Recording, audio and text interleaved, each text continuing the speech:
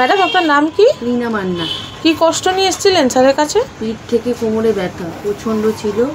ডাক্তারবাবুকে দেখিয়ে আমার অনেক ব্যথা কমে গেছিলো। তারপর পায়ের তলায় ব্যথা ছিল, হাঁটতে পারতাম না, ঝিনঝিন করতো, হাতে ব্যথা ছিল, হাঁটতে পারতাম না।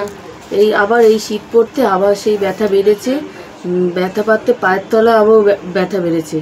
আবার এখন দেখা যাচ্ছে যে পায়খানা করতে গেলে মানে কষে যাচ্ছে, যন্ত্রণা করছে খুব, বাথরুমেও ইনফেকশন দেখা দিচ্ছে। সেইগুলো সব ভালো ছিল? ভালো ছিল সব। ইউটিআইটা জিজ্ঞেস করো, পেচ্ছাপে কি ইনফেকশন ছিল? সেটা এখন ভালো আছে? না, এখন আবার হচ্ছে। 1 বছর ভালো ছিলেন? হ্যাঁ, 1 বছর ভালো ছিল। আচ্ছা, এই পেশেন্টটা আমরা ডায়াগনোসিসটা করে দিই। কোমরে লাম্বার স্পন্ডাইলোসিস ছিল, তার থেকে উনি বলতে ভুলে গেছেন। সায়াটিকা ছিল, ঘোড়ালির তলায় ব্যথা ছিল, ক্যালকেনিয়াস পার, হাতটা অবশ্য হয়ে যেত, টিংলিং করতো, রিস্ট জয়েন্টে ব্যথা, যেটাকে আমরা বলি কার্পাল টানেল সিনড্রোম। এর সঙ্গে ছিল কনস্টিপেশন, সেটাও ভালো ছিল। তার সঙ্গে ক্রনিক ইউরিনারি ট্র্যাক্ট ইনফেকশন ছিল।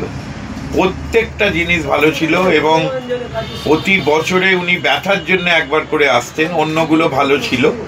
আবার ওনার ব্যথা হয়েছে, সালফার প্রতিবার দেওয়া হয়, আজকেও সালফার দেওয়া হলো। বছরে একবার করে মেডিসিন দিলে সব ভালো থাকে। ঠিক আছে, থ্যাংক ইউ।